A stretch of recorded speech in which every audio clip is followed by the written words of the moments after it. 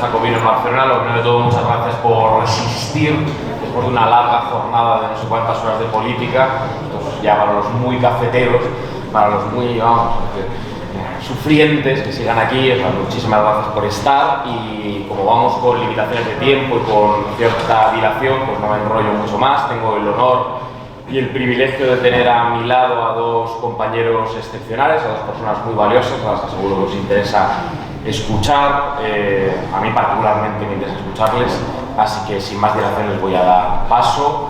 Repite, respecto a la mesa del feminismo, pues una feminista, como no puede ser de otra manera, de verdad, de clase, una comunista, una persona con muy buena relación con las CUP, que duda cabe, con Esquerra Republicana de Cataluña, una mujer valiente, historiadora, antropóloga, que ya habéis escuchado, Marina Bernat, y que tenemos el privilegio pues, de seguir escuchándola, que siempre es un gusto, porque como os habéis quedado con ganas de escucharla más, y ella de decir algo más, pues va a tener la ocasión.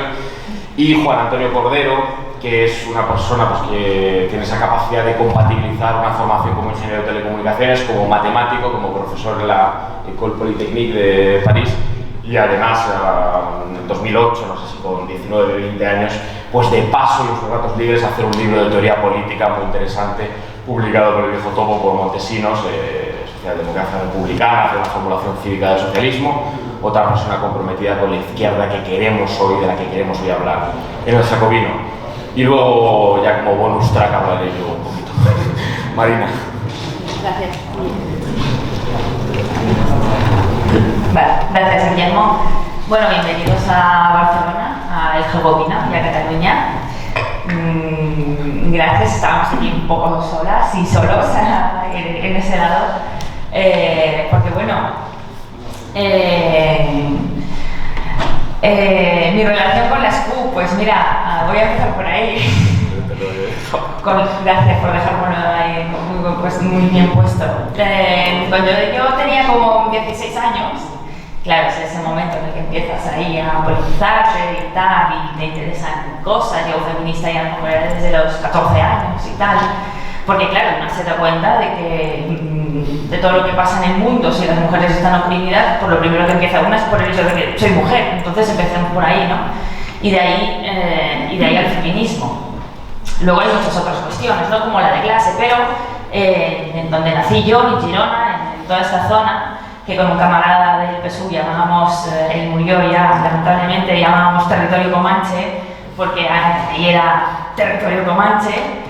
Y claro, ahí ya como que yo soy de familia catalana parlante, de familia catalana, de toda la vida, y con los 8 apellidos catalanes, eso no es nada. Yo tengo 700 apellidos catalanes, creo, o algo así, ¿no? Y ya como que te viene un poco de serie el tema este de que, claro, que Cataluña es catalana y que es una mujer de izquierdas, feminista, no sé qué, no sé cuántos, y además Cataluña libre, todo el tema del nacionalismo, ¿no? Y con 16 años que te empieza a hervir esa cosa dentro, pues claro, ahí buscas quién está organizado alrededor, y en Girona ¿quién encuentras? Pues en aquel momento eran los Maulets, no sé si os sonarán de algo. Ahora se disolvieron, están dentro de lo que sería la CUP, ¿no? Y yo estuve ahí participando con ellos, sobre todo aportando desde el feminismo, pues nada, como muy poco, un par, como dos o tres actos que hicieron.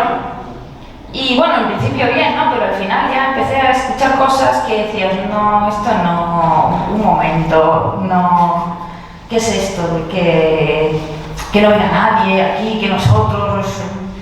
Y bueno, yo en su momento podía haber simpatizado, ¿no? Con todo este tema, pero para mí siempre hubo una cosa que era línea roja, que eran las actitudes racistas o xenófobas o que tendían hacia ahí, o que a mí me chirriaban. Y a partir de estos 16, 17 años empecé a decir, a ver, un momento, esto que estoy dando tanto por hecho, ¿es así realmente o no? Y efectivamente. Y luego uno empieza a leer pues, historia, antropología también, ¿no? Y se da cuenta de la construcción de todas esas identidades, y aquí el tema de identitario es clave tanto para lo que estábamos hablando ahora en la mesa del feminismo como ahora. Bueno, en fin, el tema es que yo ya llego a los 18 años totalmente crítica con todo el tema del nacionalismo catalán, del independentismo y todas esas cuestiones. Y luego, como varios años después, vendría la cuestión de esta última jornada de independentismo que hemos tenido desde el año 2000, no sé, 2012, no, sí, 13, 14, por ahí. Porque la mayoría de gente, nadie era indepe, o sea, el 80% del independentismo actual un día no era indepe y a la mañana siguiente sí. Y Paco Frutos, me acuerdo que en un acto decía que en Caleca, de donde era él, alguien le dijo, no sabía que tal persona era independentista, y él decía, no, él tampoco lo sabía. Y eso definía perfectamente lo que era el independentismo, ¿no? En fin, el concepto de identidad. ¿Cómo se relaciona esto con el tema que estábamos hablando ahora, ¿no? De la ideología queer y el tema del género? La ideología queer, esto que estábamos hablando ahora al final, lo que hace con el concepto de género es utilizarlo para sus propios fines, pero eso la ideología dominante siempre hace eso, con muchos otros conceptos, y los reapropia y los cambia, ¿no? El concepto de género en realidad es una herramienta que ha sido muy valiosa para entender que el hecho de nacer mujer no te predisponía a todos esos roles y estereotipos sociales que son socialmente construidos, que es el género. Claro, ahora que ya lo sabemos, ahora parece no, sí, que ahora ya todo esto ya lo sabíamos, pero hace muy poco, y de hecho muchas veces todavía se escucha por ahí cosas biologicistas de que el hecho de ser mujer ya te predispone a no sé qué, pero quien vino a cuestionar eso fueron, mucho antes que Simone de Beauvoir en su momento, fueron antropólogas, principalmente Margaret Mead, que con datos empíricos de otras sociedades se dieron cuenta de que realmente no había nada más que uniera a todas las mujeres del mundo, salvo el hecho de que eran del sexo femenino. Pero a partir de aquí la construcción social que llamaron género, que cada sociedad hace, es de cada sociedad, y eso era el género. Entonces, claro, ha habido un momento en el que este concepto de género se ha convertido en una identidad, pero nunca fue así. En una identidad además esencial, y aquí yo creo que es en donde entran en contacto el tema que estábamos hablando en la mesa de feminismo y el tema del nacionalismo, esas identidades esenciales, innatas, que parece que brotan de forma natural, pura e incorruptible del interior de nuestra alma y que son incuestionables. Cualquiera que sepa algo de las identidades sabe que las identidades se recombinan, son fluctuantes, se cambian a lo largo de la vida, se solapan unas con otras. Si algo es fluido, precisamente es la identidad. Sin embargo, se han convertido en algo esencial, ¿no?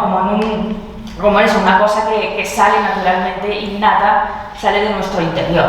Tanto para el tema de que es que soy un hombre, pero, o sea, soy un hombre que me siento mujer y por lo tanto soy mujer porque es mi sentimiento innato, como yo es que aunque sea ciudadana de España, yo me siento catalana y por lo tanto quiero que la realidad se adapte, eso que decía Silvia, ¿no? Ahora vas a la universidad y tenemos que adaptarnos a lo que el alumnado quiere escuchar. Pues lo mismo en la política y en estos dos temas, ¿no? Yo soy catalana y no quiero ser española, por lo tanto quiero tener mi estado y quiero que todo gire alrededor de mi deseo. En ese caso no es individual, es colectivo o es una forma colectiva de individualidad, que eso sería otra, ¿no? Por lo tanto, son cosas que forman parte de lo mismo y de hecho, precisamente en Cataluña y en País Vasco, todo este tema de la autodeterminación de sexo que está viendo, todo el tema del transgenerismo, es donde ha pegado más fuerte y probablemente no es casualidad, porque este ya es campo abonado para estas ideas esencialistas de la identidad, de una cosa o de otra. Entonces ahí está el punto de contacto entre estas dos cosas, que son expresiones distintas de un mismo fenómeno, que se expresa esto, ¿no? De formas muy distintas. Bueno, voy acabando, pero en cualquier caso, muy contenta de estar aquí con los amigos del Jacobino. La verdad es que todo lo que sea cuestionar esta deriva identitaria, étnico-lingüística que ha creado la derecha catalana para petarse precisamente en sus propias bases, incluso utilizándolas de carne de cañón en el 1 de octubre, y os enfada mucho cuando se lo digo, pero es que yo no puedo deciros otra cosa. O sea, se fueron ahí para tener esa foto, lo han reconocido además, ellos querían a ver si había lío de verdad, si se liaba y poder utilizar, van a estar llorando 4 siglos, van a estar llorando con el 1 de octubre, o sea, son perfectamente capaces y esa era la intención. Tampoco les habría funcionado si hubiese pasado algo muy bestia, ¿no? Yo les digo, mira los chalecos amarillos, mataron creo que se fueron 13 personas en las calles de Francia con los chalecos amarillos. ¿Alguien ha escuchado que a Macron le vayan a llevar al tribunal de la Haga y le vayan? No, nada, claro, pero no habría pasado nada. Si hubiesen matado a gente el 1 de octubre, no habría pasado nada respecto a la independencia. Por eso digo que arrojaron a la gente, a sus propias bases independentistas, a los pies de los caballos. Todo lo que sea cuestionar o enfrentar esta ideología nacionalista, esta deriva nacionalista que está en todas partes, que la izquierda en Cataluña, la Izquierda Unida Alternativa también en su momento, cuando yo milité, estaban rendidos a esta deriva. Todo lo que sea cuestionar esto, un poco tirar hacia el otro lado para que la gente empiece a bajarse de ese burro, ¿no? Es bienvenido, por lo tanto, desde Cataluña, yo como catalana doy la bienvenida al Jacobino. Muchísimas gracias y un placer. Gracias.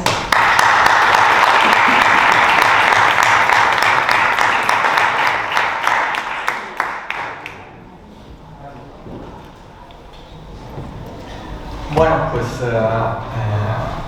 yo doy las gracias también primero a... ¿Se oye bien, no?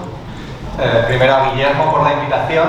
Escuchando a Marina, pensaba que en realidad es terriblemente frustrante, ¿no? Estar en un contexto de izquierdas o desde una perspectiva de izquierdas teniendo que dar vueltas una y otra vez a toda la dinámica que generan las políticas de la identidad. Porque las políticas de la identidad, tanto si son de carácter de sesgo nacionalista, como decía Marina, como si son de sesgo trans, etc., al final lo que suponen en la práctica es condenar a la persona, condenarla a su identidad, a lo que es, y disolver de esa manera lo que es más necesario para cualquier política de izquierdas, que es la capacidad de generar solidaridades, no en función de lo que empezamos siendo, no en función de dónde venimos, sino en función de lo que queremos hacer, de lo que queremos ser, de lo que queremos transformar. Entonces, simplemente el hecho de que esto sea tan difícil de explicar a mucha gente que se considera de izquierdas y que estaría absolutamente escandalizada de que se le tratara de otra forma, pues resulta terriblemente frustrante, ¿no? Pero aquí estamos. Yo cuando Guillermo me invitó a participar hoy, me acordé que hace ahora 14 años, casi 15 años, estaba en este mismo centro, fui invitado a dar una charla en este mismo centro, en el centro Pati y Mona, no sé si era esta sala, puede ser, era una conferencia que se titulaba La izquierda hoy. Algunos de los que estábamos entonces, estamos hoy aquí también, lo cual siempre es una alegría. Y por pura curiosidad me he dedicado a ver qué es lo que dije en aquel momento, lo cual es un ejercicio que lleva a un poco de melancolía. No me resisto a citar algunas palabras un poco al hilo de lo que comentaba Marina y de lo que se ha dicho en la mesa redonda de antes. Una de las cosas que decía era esto. Las izquierdas institucionales parecen haber renunciado a transformar la realidad. Por impotencia, por desidia, por controlamiento, los partidos que representan la continuidad histórica de la tradición de izquierdas apuestan cada vez más por un perfil aséptico, de bajo nivel en la gestión pública, sustituyendo el pragmatismo, la supervivencia orgánica, la insignificancia ideológica por el compromiso político fuerte con los ciudadanos y con los ideales que dicen representar. En vez de actuar sobre la realidad, sobre las causas reales de las desigualdades, se interviene sobre el lenguaje, se interviene sobre la publicidad, se interviene sobre los medios de comunicación.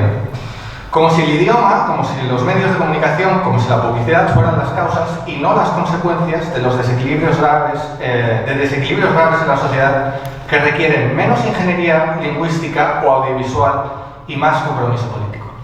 Esto eran palabras de 2007, hoy quizá añadiría más compromiso político y, lo que probablemente es importante, mucho más dinero también.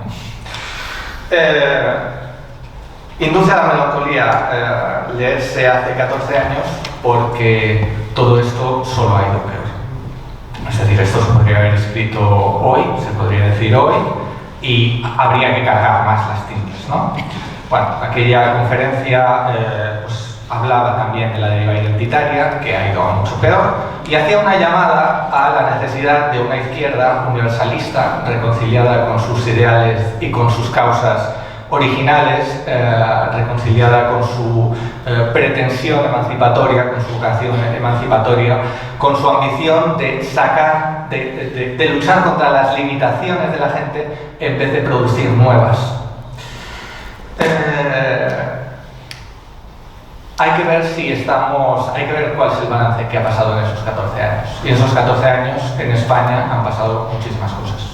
Ha habido un nuevo ciclo político, han aparecido partidos nuevos, por momentos han estado a punto de romperlo todo, después han cambiado el ciclo, algunos han terminado peor que otros, ninguno ha acabado muy bien.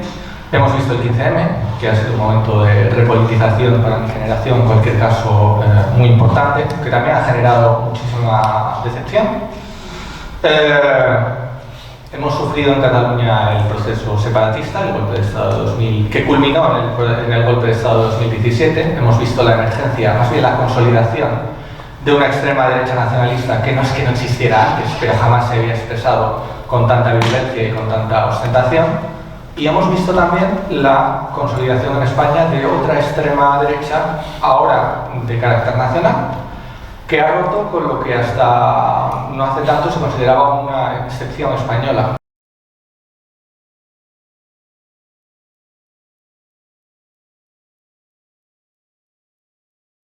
El hecho de que la extrema derecha, en su dimensión nacional, no tenía una presencia política propia. Esto era una excepción respecto a otros países de Europa, hoy no es el caso. Hoy tenemos un conjunto de extremas derechas, algunas son de alcance nacional y otras son de alcance autonómico, que están por encima del 20% de los votos. Es una situación que no es muy distinta a la que se encuentra en Francia o en otros países, en Austria, en Bélgica, en otros, ¿no? Yo resido en París, he aterrizado esta mañana en el aeropuerto y resido en París, trabajo en París desde hace unos cuantos años. La situación en Francia, supongo que la conocéis, el año que viene tenemos elecciones presidenciales y la situación en Francia desde una perspectiva de izquierdas es bastante desoladora. Vamos a tener elecciones en unos meses y nos dirigimos a un escenario en el que en vez de una candidatura de extrema derecha vamos a tener dos. En vez de tener un 20% de los votos podemos estar en torno a un 35% de los votos para las dos candidaturas de extrema derecha. Dos candidaturas de extrema derecha, la clásica del Frente Nacional, que según los últimos sondeos puede estar entre el 20 y el 22% de los votos, los últimos que he visto, y la candidatura de Éric Zemmour, que es cronista, polemista de televisión, de extrema derecha también, nacional populista, que se sitúa, simpatizante por ciento del nacionalismo catalán, qué sorpresa, que se sitúa, según los sondeos, entre el 12 y el 15% de los votos. Esto es la extrema derecha. Tenemos los partidos clásicos de la derecha, tenemos el Partido Liberal del presidente Macron y tenemos una oferta política de la izquierda absolutamente estallada. Hace tan solo 5 años que el Partido Socialista gobernaba tuvo su último quinquenio. En esos 5 años, en 2017, el Partido Socialista se hundió, se derrumbó al 6% de los votos. Hoy sigue vegetando en torno al 5% de los votos, un partido que había dominado durante décadas como lo ha dominado el Partido Socialista en España. El Partido Socialista lleva 5 años derrumbado, no hay ninguna señal de que pueda subir por encima del 5%, y este derrumbamiento de la izquierda no se ha limitado al Partido Socialista, es decir, ha estallado todo el conjunto de la izquierda. Tenemos el resto de la izquierda se ha extinguido en una parte, lo que llaman la France Insoumise, Francia insumisa, que está en torno al 10%, menos del 10% de los votos, que está entregada a una deriva que recuerda a la de Podemos, ¿no? Una deriva indigenista, populista, comprometida con todas las causas identitarias, y un partido ecologista también con una deriva sectaria e identitaria, que tampoco alcanza el 10% de los votos. El conjunto de las candidaturas de la izquierda en Francia, a día de hoy, no supera el 25% de los votos. Es decir, hay un cuarto del electorado francés que está dispuesto a votar por candidaturas de izquierda. Lo cual es mucho menos que el porcentaje que se declara dispuesto a votar por candidaturas de extrema derecha. No de derecha, no nuestro PP, sino de extrema derecha. ¿Cómo se llega hasta aquí? Bueno, hay un círculo vicioso, ¿no?, que está bien estudiado, no digo nada nuevo. Hay una progresiva desconexión de las clases populares con la oferta política de la izquierda. Hay una progresiva desconexión de los discursos políticos de la izquierda de las demandas de las clases populares, y este círculo se retroalimenta en la medida en que los electores abandonan a los partidos de izquierdas. Los partidos de izquierdas tienen menos incentivos para prestar atención a sus problemas, y en la medida en que prestan menos atención a sus problemas, menos los votan, etc., ¿no? Aquí se puede establecer un debate sobre cuál es la causa y cuál es la consecuencia, si es porque las sociedades se derechizan, que los partidos de izquierdas van a menos y entran en dinámicas cada vez más minoritarias y más identitarias, buscando nuevas clientelas, nuevas parroquias, o si es al revés, si es el abandono de las causas clásicas, de las batallas clásicas de la izquierda por la igualdad, lo que está causando una derechización. Pero en cualquier caso, son factores que se retroalimentan, ¿no?, y que generan una irrelevancia en el conjunto de la izquierda. Este es el contexto en el que damos la bienvenida a El Jacobino aquí en Barcelona, y hemos acompañado y he seguido con mucha atención la emergencia del Jacobino en estos últimos meses, ¿no? Antonio Machado, uno de los versos que a mí siempre me han gustado más de Antonio Machado, en uno de esos versos, Machado anima a pararse a distinguir las voces de los ecos. En un país como el nuestro, en España, donde el debate político es un auténtico guirigay, donde la conversación nacional es un auténtico guirigay que está dominada por los ecos en vez de por las voces, la tarea del Jacobino, parte de la tarea del Jacobino, parte de lo que está intentando hacer, al menos tal y como yo lo entiendo, consiste exactamente en esto, en intentar distinguir las voces. O sea, seguro problemas. Es tarea de la izquierda de verdad, traer a la gente que no puede, que no tiene voz por sí misma en el sistema mediático o en la conversación nacional, traer sus problemas a la mesa y obligar al resto de los conversadores, al resto de los interlocutores a hablar sobre ellos. Y eso es parte de lo que está intentando hacer el Jacobino, y eso es parte de una tarea que toda la izquierda va a tener que agradecer. Por esto, al Jacobino los tratan de rojipardos. Esta es una acusación que probablemente habéis visto si seguís un poco Twitter. Esta es una posición, se trata de rojipardos, como si hablar de los temas que no han pasado nunca de moda fuera reaccionario. Esta forma de razonar, en realidad en Francia también la tuvieron. Ahí se recuerda hay un informe de Terranova. Terranova era un think tank muy ligado al Partido Socialista de hace unos 10 años, donde se teorizó la idea de que la izquierda no podía seguir representando y no tenía por qué seguir representando, tenía que abandonar la esperanza de representar a las clases populares, porque las clases populares estaban en cuestiones reaccionarias, conservadoras, y no había remedio para ellas Es decir, la izquierda tenía que centrarse en otras cosas, en los discursos o en las preocupaciones de los jóvenes, urbanos, universitarios, acomodados, etc. Tenían que olvidarse de las clases populares porque las clases populares estaban presas del discurso pardo y de sus preocupaciones reaccionarias. 10 años después el Partido Socialista no existe y la izquierda francesa boquea. Las clases populares sí que existen, pero una vez regresan al debate político, después de haberse visto abandonadas por la izquierda, regresan votando a la extrema derecha. Y con este panorama tan sombrío, doy la bienvenida y devuelvo la palabra a Guillermo. Muchas gracias.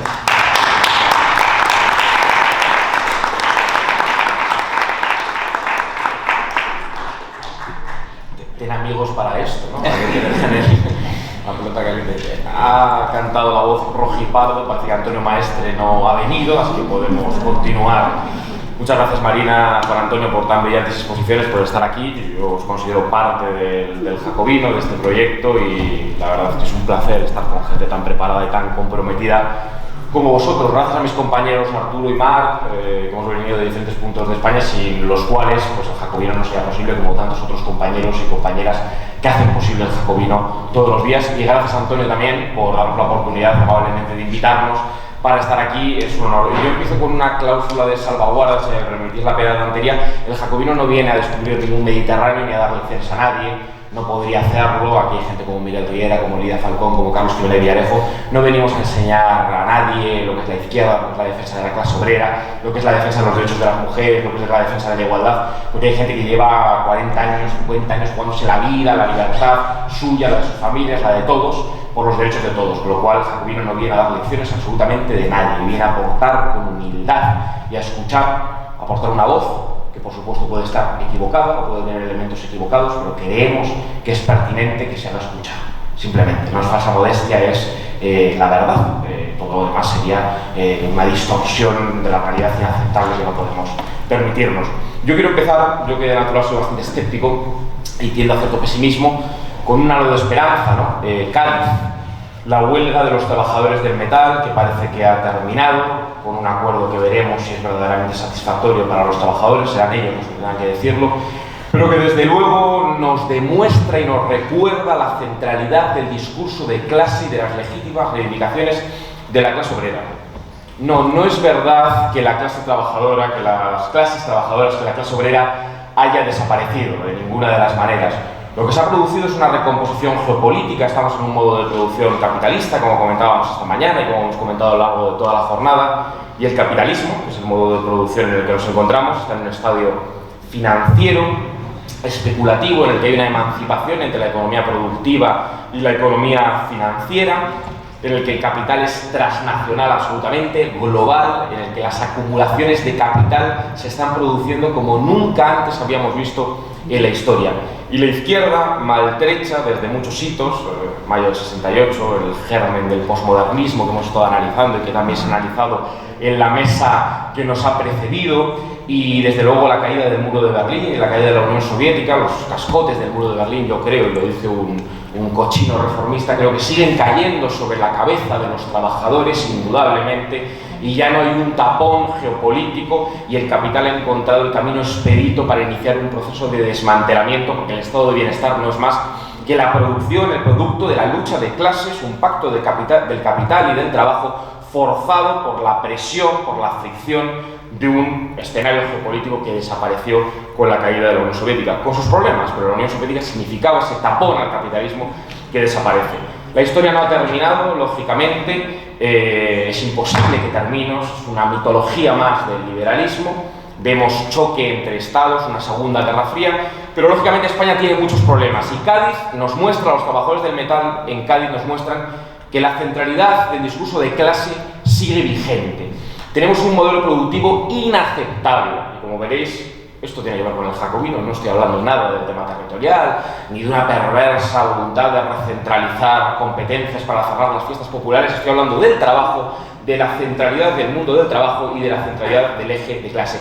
No podemos competir en salarios, Esa dinámica capitalista y neoliberal es una dinámica demencial que conduce a la pobreza, a la miseria más absoluta de millones de personas, como lo hemos visto y como lo estamos viendo, y sigue habiendo una industria cada vez más decreciente tras la reconversión industrial, tras las privatizaciones de empresas públicas, tras el desmantelamiento de la industria nacional que se nos exigió como imperativa para insertarnos dentro de la Unión Europea, inserción que ha tenido un coste onerosísimo. En la División Internacional del Trabajo, hoy España es un país de servicios, un país desindustrializado, un país en el que pones la televisión y en las noticias nos dice que es una gran noticia que haya un 90 y pico % de pequeñas empresas, de autónomos, el autoempleo, todo el mundo tiene que emplearse a sí mismo, y eso es un drama, porque eso está ligado no solo a la baja productividad, porque a mí me interesa sobre todo el mundo del trabajo, sino a los bajos salarios, al fraude laboral ingente. Por cierto, no me lo han contado, soy abogado y entre otras cosas laboralista, yo trabajo con gente real, me llama la atención esas tertulias de la derecha por las que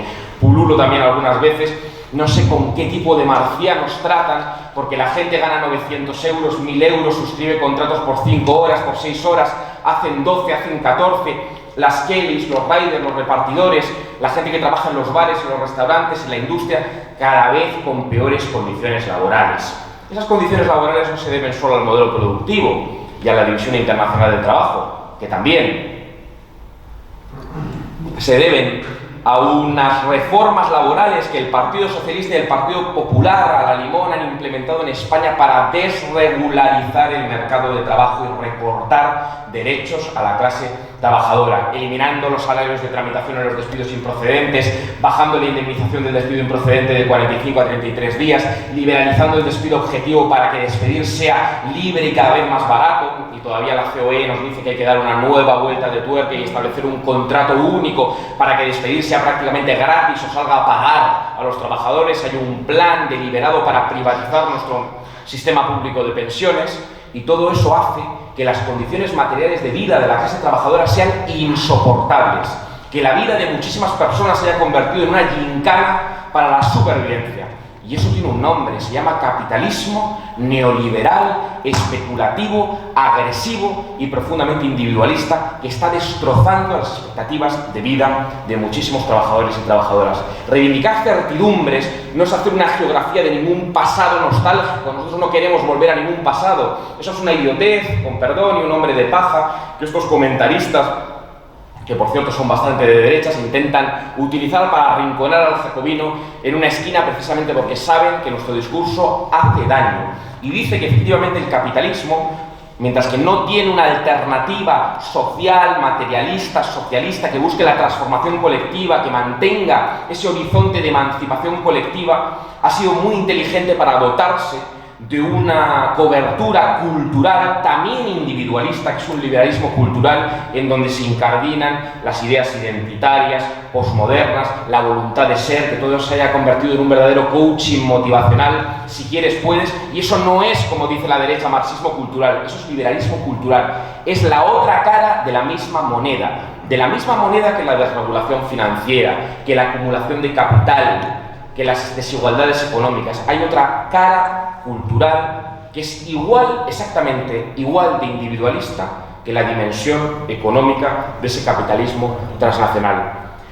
Decimos desde el jacobino humildemente que Cádiz es una esperanza porque devuelve la centralidad de las reivindicaciones del mundo del trabajo. Por cierto, los derechos políticos, los derechos de las mujeres, los derechos sociales, el estado de bienestar, todo eso no son concesiones graciosas de nadie, ni de un monarca, ni de un dios, ni de una élite financiera, ni del capital. Son conquistas a través de luchas, fricciones, huelgas, manifestaciones durísimas, violentas a lo largo de la historia para conseguir derechos. Los derechos no son una concesión dadivosa de nadie. Los derechos se conquistan, y cuando cada vez tenemos menos y los pocos que tenemos nos los quieren robar, es lógico que haya gente que luche con uñas y dientes por su pan, por su trabajo, por su dignidad y por los derechos de ellos. Y luchando por los derechos de ellos, luchan por la dignidad colectiva de todos.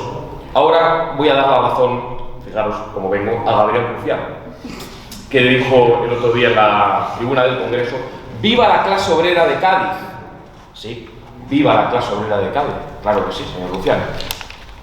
Pero unos pequeños matices a pie de página que humildemente el jacobino plantea respecto a la manifestación de este representante de la extrema derecha nacional identitaria. Lo que no viva es un proceso para extranjerizar a esa clase obrera de Cádiz que cada vez está más jodida, o la de Extremadura, o la de Castilla, o la de cualquier rincón de España, a la que la burguesía catalana de la que Esquerra Republicana de Cataluña es parte y palanganeros preferentes quiere extranjerizar y privar de todos sus derechos de ciudadanía, de todos sus derechos como clase trabajadora. No significa que la unidad de España tenga que ser desde un punto de vista esencialista, no. La integridad de la ciudadanía es la condición de posibilidad de la redistribución de la riqueza y de cualquier proceso de transformación colectiva, social, política y económica.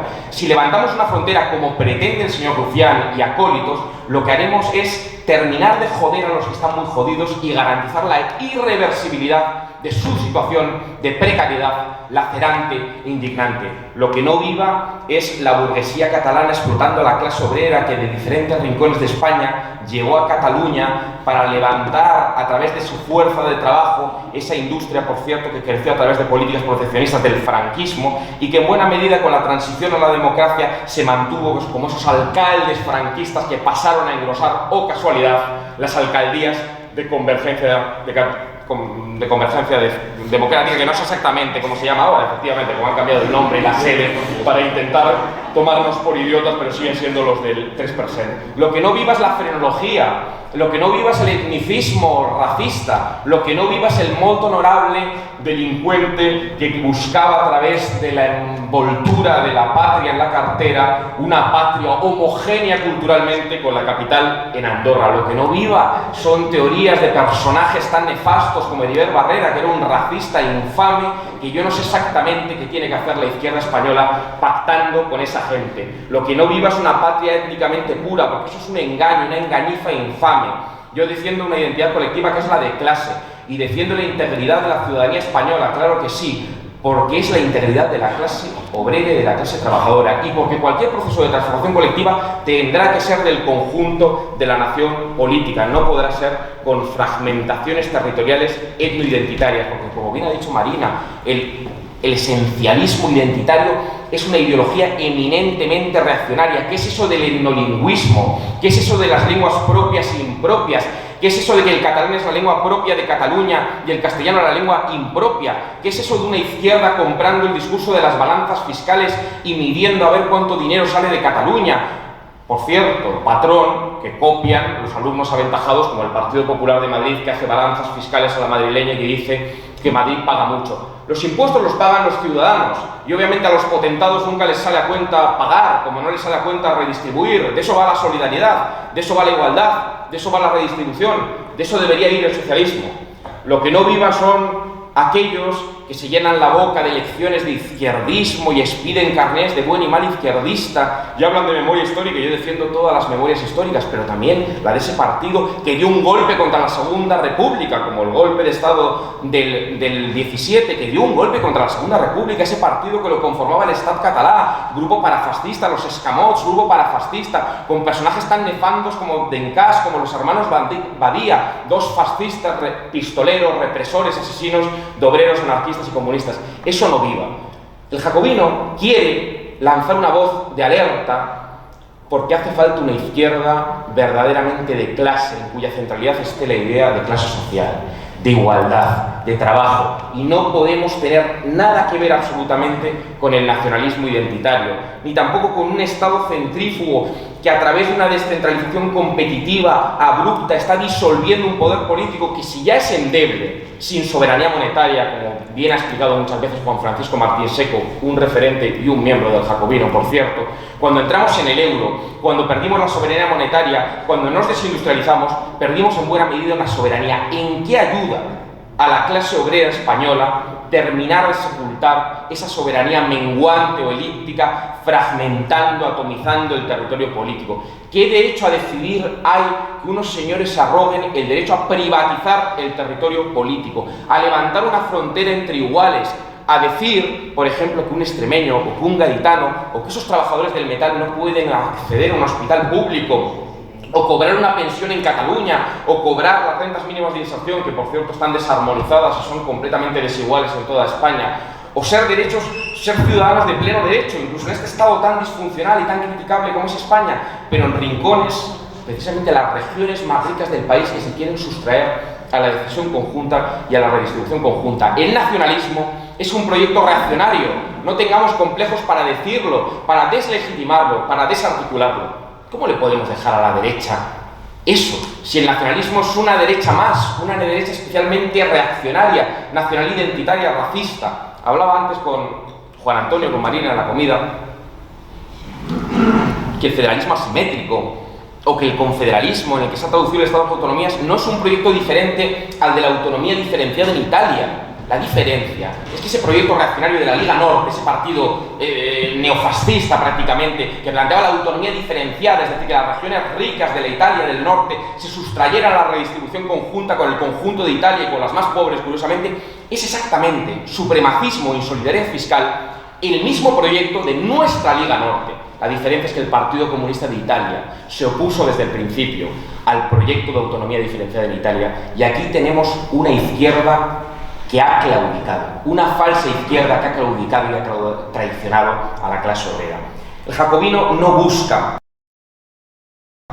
puerilmente ir cerrando parlamentos autonómicos mañana en comitiva. Busca plantear a quién ha servido el proceso de descentralización masiva y abrupta de competencias y abrir, por ejemplo, un zoco fiscal competitivo que se ha cargado el impuesto de sucesiones y el impuesto de patrimonio, que a través de la transferencia de la renta del tipo autonómico del IRPF ha terminado operando que Isabel Díaz Ayuso sea una autonomista convencida y que diga que el Estado de las autonomías le viene como anillo al dedo para su proyecto neoliberal, insolidario de sálvese quien pueda. Nosotros queremos que hay que estar enfrente de ese proyecto y plantear una recentralización no al servicio de ninguna esencia. Yo no creo en ninguna esencia. No existe la españolidad como forma de ser. A mí la españolidad como forma de ser me importa un carajo, nos importa un carajo.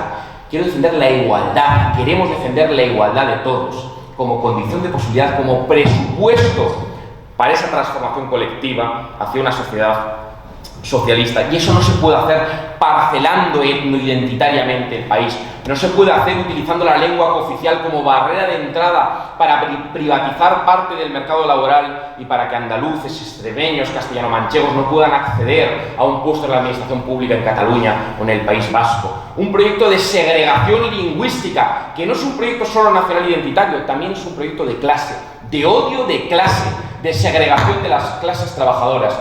¿Y qué tiene que decir la alcaldesa de Barcelona?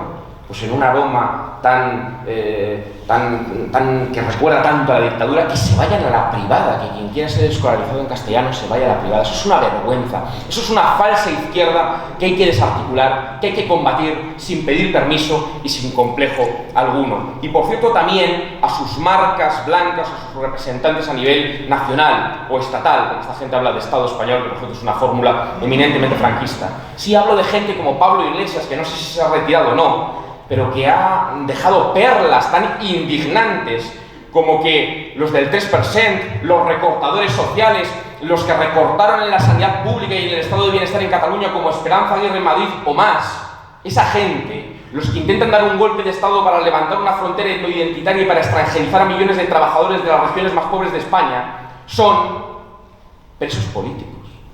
Presos políticos. Está aquí Lidia Falcón. Eso es una banalización de la dictadura, de las torturas de la brigada político-social, una vergüenza, una indignidad inaceptable, y el jacobino no va a permanecer callado ante esa indignidad nunca, jamás, ni al prófugo de la justicia que se escapa a Waterloo a vivir a cuerpo de rey, porque forma parte, por cierto, de una oligarquía ultra privilegiada. El nacionalismo es una ideología reaccionaria, eminentemente reaccionaria, en las antípodas de un proyecto reconocible de izquierdas, de un proyecto socialista, de un proyecto universalista, de un proyecto internacionalista y de clase, que obviamente tiene la contradicción de que su ideal emancipatorio de todos encuentra unos instrumentos de soberanía limitativos, porque las fronteras españolas no hay que esencializarlas tampoco, son arbitrarias, claro que son arbitrarias. Pero cuánto más arbitrario es levantar una frontera donde no la había y extranjerizar a uno que ya es mi conciudadano. Es que eso no es que sea arbitrario, es que ese es el culmen de lo reaccionario, y con una retórica y un sustrato xenófobo, absolutamente xenófobo, que no os tengo que explicar porque lo conocéis permanentemente, o sea, perfectamente, que no sale a cuenta pagar el comedor de los niños andaluces, o que no sale a cuenta pagar el PER, pero ¿qué izquierda hay en la reacción en marcha, en el identitarismo más reaccionario, o en esos otros engrudos, otras manifestaciones de identitarismo, como el concilio de las otras políticas que se plantea, como bien se ha dicho aquí, que ser mujer no es una categoría material o biológica, sino es una predisposición empática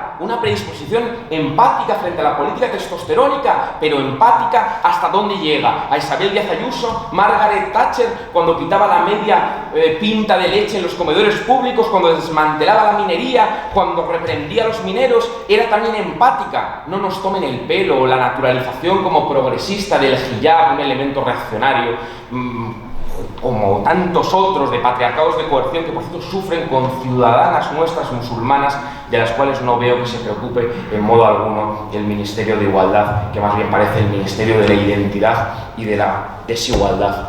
El jacobino, y voy terminando, no viene a dar lecciones de nada, pero viene a defender con pasión y con convicción algunas ideas: la igualdad, la clase trabajadora, la redistribución, la solidaridad y desde luego la unidad al servicio de la clase trabajadora frente a todo proyecto identitario, frente a todo proyecto de extranjerización de millones de personas, de las personas que peor lo están pasando, con unas condiciones materiales degradadas, con unas condiciones materiales cada vez peores, con un neoliberalismo desregulacionista cada vez más abrupto, cada vez más agresivo, cada vez más individualista, y parece que hay una izquierda, una falsa izquierda, que se empeña en ponérselo fácil, en poner una alfombra de seda para que la derecha más reaccionaria no tenga nadie enfrente, y creemos que hace falta que haya alguien enfrente. El jacobino no pretende ser todo lo que haya enfrente, pretende ser una voz más, claramente enfrente de eso y claramente a favor de una izquierda real que buena falta hace en Cataluña y en todas partes de España, porque hace falta también tener una misma voz igualitaria, de clase, universalista, transformadora en todos y cada uno de los rincones de España. Eso es humildemente este proyecto político y en eso seguiremos trabajando. Muchísimas gracias.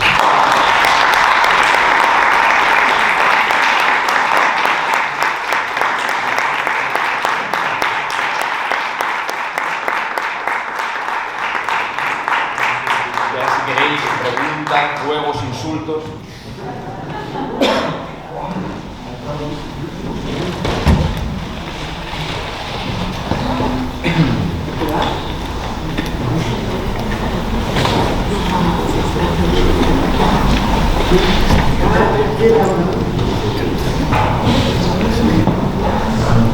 Esto se oye. Bueno, yo lo primero que quería hacer era darle las gracias y la enhorabuena a Guillermo. Perdón. Mira, quería dar las gracias y la enhorabuena a Jacobino en general y a ti particularmente, porque es la cabeza más visible. La verdad es que yo creo que este discurso vuestro no está presente, no estaba hasta ahora presente, hacía tiempo que no estaba presente en el panorama político español, no había nadie que lo denunciara.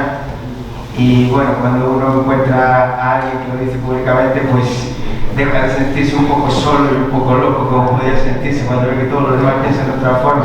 Con respecto a eso, lo que tengo que decir es que me apena un poco ver que no hay casi nadie de mi generación aquí en esta sala, porque yo, por suerte de gracia, soy millennial y claro, lo que veo, el peligro que veo por lo que también lo que comentaban antes Marina y las demás ponentes de lo que se está haciendo ahora en los centros educativos, pues de formación incluso con las universidades, pues quizás detrás de esta realidad, que es que aquí somos poca gente joven, ¿no? En fin, y una vez hechas las alabanzas, pues la pregunta que tengo es el tema de la cuestión de Europa o de la Unión Europea, que es que si estamos de acuerdo en las cuestiones de la solidaridad, de la igualdad y bueno, todas esas cuestiones que en general caracterizan al socialismo, a la izquierda real, como a la que tú te refieres, con gran acierto en mi opinión, pues ¿por qué no ampliar el ámbito geográfico en el que se apliquen esos principios, ¿no? Porque si estamos de acuerdo en que efectivamente parece mentira que Rusia se diga a la izquierda cuando dice la frase de yo porque le tengo que pagar el comedor a los primos de Jaén, ¿no? Pues entonces, pues bueno, que si tenemos que redistribuir y repartir, en fin, bueno, creo que eso es a lo que me refiero. ¿por qué no ampliar el ámbito geográfico? O sea, puedo entender que a lo mejor si me digan, no, yo no estoy de acuerdo con este modelo de Unión Europea, porque pienso que es un modelo que no lleva a eso. Y entonces no me interesa, eso lo entiendo perfectamente, pero si llegara el día que a lo mejor cambian los dirigentes y si apliquen esos valores, pues ¿por qué no ampliar el ámbito? Y no solo Europa, yo me refiero a cualquier sitio del mundo. Lógicamente yo, con la gente que no aplique estos principios, sí quiero una frontera, con los talibanes quiero una frontera y una frontera dura, por supuesto, pero ya digo, ¿por qué? Entiendo que ahora el ámbito natural sea España, pero ¿por qué no centrarse solo en España y no, en fin, aspirar a poder acabar con las fronteras algún día? No solo con impedir que levanten nuevas, porque con eso ya tenemos bastante, pero bueno, intentar echar abajo las que ya existen. Muchas gracias. Gracias. Voy a empezar breve. Vamos a ver, claro que hay un ideal universalista de emancipación colectiva e internacionalista en la izquierda, absolutamente. Hablaba antes de los grandes relatos del socialismo, una vocación de emancipación colectiva. Las fronteras son arbitrarias por definición. Esto de elegir o de votar las fronteras es una chorrada. En los casos de derecho a autodeterminación de pueblos coloniales oprimidos, obviamente, los procesos de descolonización, que no hay ninguna duda, obviamente. Plantear el derecho a autodeterminación en Cataluña, en el País Vasco, es simplemente marcial. Ahora bien, nos encontramos con el principio de la realidad, y no hay que ser muy materialistas en el sentido, pues la realidad es la que es. Tenemos las fronteras, realmente, que germinan a través de la conformación de las naciones políticas en el siglo XIX, aquí en las Cortes de Cádiz, había naciones históricas previamente, España era una nación histórica, se conforma como nación política en las Cortes de Cádiz. La idea de un supraestado, de un espacio de soberanía más amplio o de una plataforma geopolítica distinta es una idea que en el plano teórico no descarto, claro que no. Decir que es un extranjero que se convierte en nuestro igual, que se convierta a la idea de ciudadanía. Ahora bien, si la Unión Europea hoy su configuración, y hay que analizarla tal cual está configurada, tiene el mismo presupuesto que Maastricht, es un presupuesto de 1,5%, una ridiculez absolutamente. Obviamente la Unión Europea es un intento de subordinación por parte de aquellos estados que la hegemonizan. Que nos gustaría que hubiera un espacio geopolítico más amplio, precisamente frente a ese capitalismo transnacional, global, de multinacionales especulativas, es decir, fomentan y patrocinan dinámicas especulativas respecto a los cuales el Estado-Nación puede hacer poco, ¿no? Intenta poner una tasa Google, se deslocalizan una tasa Tobin, pues por supuesto que sí, pero es que la Unión Europea hoy es lo que es, una asimetría absoluta en el modelo productivo, en la división internacional del trabajo somos subordinados, incluso en la penúltima crisis económica, no en esta, en la anterior, cuando hubo que hacer unas políticas de austeridad por encima de la soberanía popular totalmente agresivas y totalmente dramáticas que llevaron a la pobreza y a la muerte a muchas personas, ¿no? Incluso al suicidio, la plaza sintagma, casos dantescos. Esa es la configuración actual de la Unión Europea, no podemos sustraernos de la realidad material, por eso lo que hay que hacer yo creo es una crítica del euro, de la configuración del euro. Hablaba antes de Martín Seco, siempre ha dicho Martín Seco que además, incluso desde un punto de vista de lógica económica, una unión monetaria de libre circulación de capitales sin unión fiscal, sin transferencias, es una unión monetaria al servicio de quién es, de Alemania, de los países del norte de Europa, un modelo productivo del sur desindustrializado, y eso es insostenible. Tenemos una deuda pública del 120 y pico %, un modelo productivo basado en la devaluación, como no se podía devaluar la moneda, en la devaluación interna de salarios, en la competitividad de salarios, es un modelo demencial que nos lleva a la destrucción, y yo creo que la Unión Europea va en mal camino. La salida de España mañana y la vuelta a la peseta, tal, a mí hay cosas que no sé exactamente si hay un programa realista de salida de un solo Estado.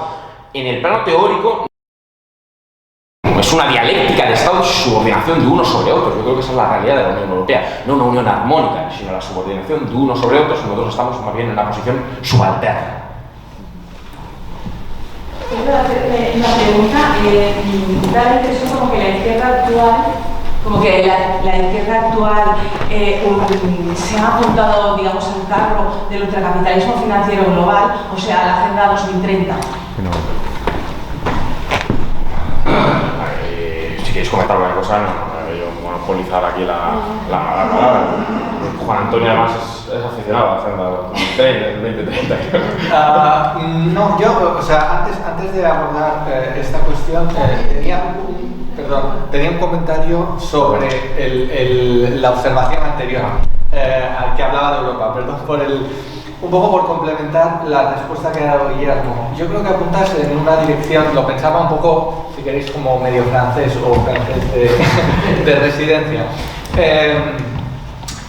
La Unión Europea tiene el tamaño, a mi entender, tiene el tamaño adecuado para ser una comunidad política, el tamaño de población, para ser una comunidad política eficaz en términos de las transformaciones que se pueden hacer políticamente en ella. Y yo sí que comparto la idea de que un proyecto como este, estoy hablando por mí, no represento al jacobino aquí ni mucho menos, pero sí que creo que un proyecto como el jacobino, de estas características, obviamente empieza en un país, porque todos estamos funcionando todavía en una lógica estado-nacional. En Francia también hay iniciativas de este tipo, es normal que se articulen a nivel nacional primero, pero no se puede ignorar la dimensión europea. La dimensión europea es mucho más difícil de articular porque no hablamos la misma lengua, porque no tenemos los mismos referentes, etc.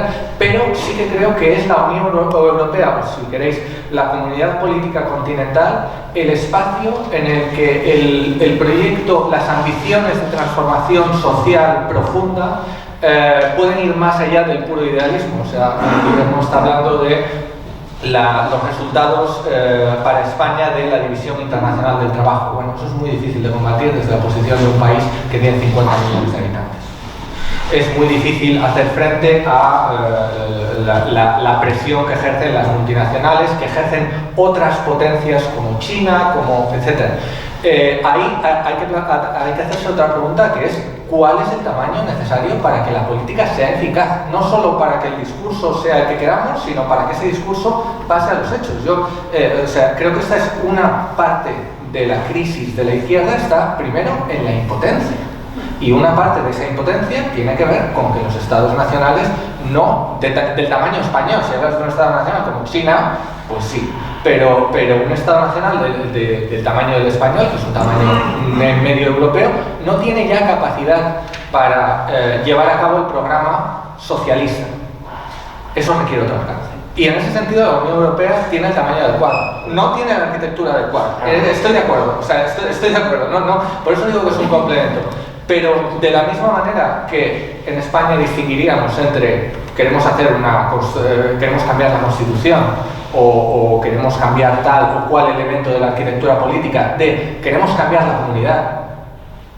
Yo creo que con Europa el planteamiento es el mismo. La comunidad es la buena, la arquitectura quizá no. El problema, Juan, desde el punto de vista, y contestando lo del 2030, pasamos a Marina y Lidia, simplemente dos cositas. Efectivamente, es que yo, por el tamaño, el problema es que yo creo que la Unión Europea hegemoniza quien la hegemonice, y no sé si tendríamos la oportunidad de plantear una división internacional del trabajo distinta, porque igual a países que conforman esa Unión Europea y que la hegemonizan no les interesa que dentro de la división internacional del trabajo España esté en otro sitio y mantenga su industria. De hecho, uno de los precios de la inserción fue una reconversión industrial durísima. La Agenda 2030, pues, lógicamente hay un cambio climático, es decir, hay unas cuestiones, no todas las cuestiones de la identidad son despreciables al principio, pero lógicamente lo que no tiene ningún sentido es que cuestiones que exigen soberanía, que exigen planificación, que exigen ligarlas a la matriz productiva del capitalismo y al sistema económico, y no desgajarlas del combate frente a ese capitalismo financiero especulativo, se quieran convertir en clichés huecos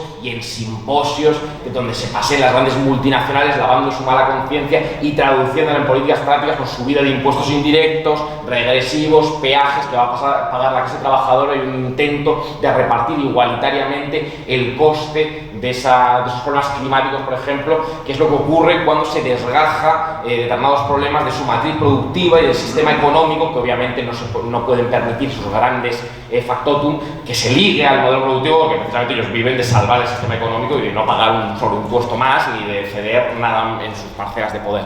Marina. Sí, bueno, yo sobre el tema de Europa, muy breve, creo que lo que mejor da cuenta de lo que es realmente Europa, para mí por lo menos lo fue cuando en la época, en los días duros de confinamiento y de la pandemia, estaban los estados de la Unión Europea trincándose los cargamentos de mascarillas o de respiradores entre ellos, a ver quién de esto aquello fue, sálvase quien pueda. Es que no hay más preguntas, señoría, ante esto, ¿no? Italia no recibió ayuda, pidió ayuda a Rusia, a Cuba.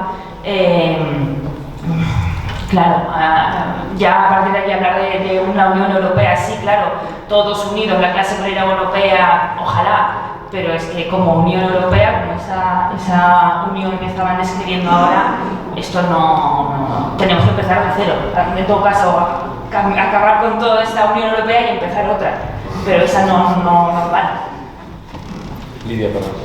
Sí, yo quería un micrófono. Ahí hay uno. Vale, gracias. Vale. Bueno, gracias. Quería felicitarte, Guillermo, y bueno, luego te dedicaré unas palabras. Porque nosotros publicamos en la revista del Partido Feminista Poder y Libertad en 1992 un número especial sobre el Tratado de Maastricht. Y lo titulamos El Maastricht de las mujeres, porque basculamos fundamentalmente sobre la situación que iban a vivir las mujeres a partir de la declaración aquella. Francisco Martín Seco nos hizo un buen trabajo de denuncia de las carencias, de los agujeros que tenía el famoso tratado. El resto de la historia lo sabréis y además no quiero aburrir a nadie. Lo que yo quiero advertir hoy, y empezamos, podríamos decir, una nueva era, es con el peligro de mostrarnos a favor de desmontar la Unión Europea. Hay muchos, y yo todos no los voy a decir, pero no olvidéis que el proyecto de las multinacionales es acabar con las identidades y los estados nacionales. Los quieren dividir como hicieron con Yugoslavia, y quiero recordarlo porque es uno de mis dolores, para convertirlos simplemente en bases militares y en consumidores de los grandes centros productores. Porque el consorcio militar e industrial del que ya avisó Eisenhower hace 60 años es el que domina todo nuestro mundo occidental. Y entonces hay que pensar mucho antes de plantear, ¿nos vamos de la Unión Europea? Bueno, no sé, y nos quedamos no sé cómo, no sé si, porque Grecia está en la Unión, pero hay que ver cómo está, ¿no? O Kosovo, que anda por ahí suelto. No permitimos que nos dividan, naturalmente, que nos dividan España, pero en cambio dividen todo el resto de los países que están ahí agrupados, pequeñujos, que están allí, porque así seremos dependientes absolutamente de la OTAN y del Departamento de Estado norteamericano y del sionismo internacional. Y estos temas que son de tanta enjundia son para otro día, claro. Gracias, Guillermo.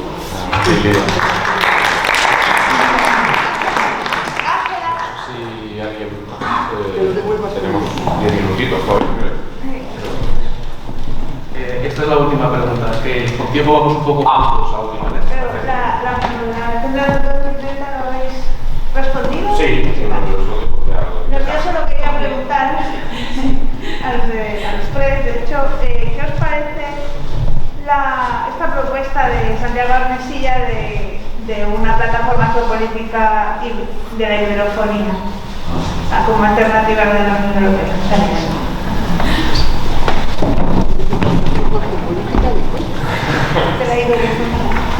La iberofonía, qué generosos compañeros de mesa. Tengo me la dejáis. No, pues tiene sentido, ¿no? La proyección iberófona, lógicamente, de España, su posición geopolítica, como de Santiago ha analizado, y tiene razón, es endeble en el sur de Europa, en una Europa, como hemos comentado, desindustrializada, con una soberanía monetaria perdida, con una soberanía fiscal de aquella manera, con el capital fluctuando, pero a la vez tiene una posición privilegiada, obviamente por su ubicación geográfica y geoestratégica. Lo que pasa es que me parece que para hacer todo este tipo de proyectos, obviamente, hay que hacer planes de largo alcance y no es nada sencillo. Tiene sentido en el plano teórico, pero como siempre me falta la concreción práctica y material de eso, cómo implementas esa vocación iberófona. Bueno, hay que verlo, ¿eh? A mí me parece bastante complicado, sobre todo porque España es un país subalterno ahora mismo, completamente subalterno. Para cualquier proyecto, incluso para la reindustrialización de España, hace falta dinero, hace falta muchísimo dinero. Tenemos una deuda pública desbocada absolutamente, tenemos una crisis económica, social enorme, y además esa deuda se va a seguir engordando. y lo que queda de Estado social cada vez más en la picota. Yo creo que España tiene una situación endeble y yo veo un futuro sombrío. Buscar alternativas geopolíticas y geoestratégicas a la nada en la Unión Europea. Yo creo que incluso dentro de la Unión Europea, siguiendo un poco lo que ha dicho ahora Lidia, yo creo que se pueden hacer cosas en vez de romper y irse mañana, porque eso es fácil ponerlo en un tuit o en un vídeo de YouTube, pero a ver cómo se hace, la vuelta a la peseta, escuchen de dónde están los estudios serios de eso. La peseta, porque igual no se puede hacer, igual es demencial. Juan Francisco Martín Seco dice eso, es decir, el problema es que no había que haber hecho la tortilla, pero devolver la tortilla a los huevos es muy complicado. Entonces, bueno, vamos a ver, a mí me parece bien complementar otras proyecciones geopolíticas que quedarnos como comparsa simplemente silente en el sur de la Unión. Y creo que... ¿Me permites? Sí, sí, claro. Por completar un poco la idea sobre la iberofonía. A ver, yo no soy muy aficionado en general a la geopolítica. Me parece que es una disciplina donde es fácil dejarse llevar por la imaginación, ¿vale? En cualquier caso para mí. Pero España es un país que es europeo, mediterráneo e iberoamericano. Tiene esas tres dimensiones, ¿vale? Es cierta la situación de fragilidad económica y política, institucional, constitucional que tiene España ahora mismo, que para mí limita muy apreciablemente su capacidad de acción exterior. Tenemos severas dificultades interiores que limitan, entre muchas otras consecuencias, la capacidad de acción exterior. Entre otras razones porque es muy fácil para cualquier agente exterior intervenir dentro, y estoy pensando en los tipo de peligros sobre la intervención rusa en Cataluña. No sé si ha ocurrido o no, pero desde luego no me parece inverosímil que pueda ocurrir, visto lo que tenemos, ¿no? Y con esto, como otras fragilidades. Entonces, soy escéptico sobre la capacidad de liderar, no sé si la idea es un bloque iberoamericano, etc. Ahora bien, tiene esta triple dimensión, que para mí es una dimensión de nexo entre espacios culturales, económicos, políticos, que son muy diferentes, pero a los que España pertenece por derecho propio. Entonces, para mí no es una alternativa, es una de las dimensiones de la contribución española a Europa y española en Iberoamérica, por así decirlo, ¿vale? Entonces yo lo concibo en todo caso más en una clave de mutua interacción entre la dimensión europea, la dimensión iberoamericana, y no me gustaría olvidar la dimensión mediterránea. Antonio nos va a poner la música final. Muchísimas gracias por venir. Enhorabuena a Carlos y a Lidia por el premio. Gracias Marina y Juan Antonio y a tantos amigos que veo por ahí.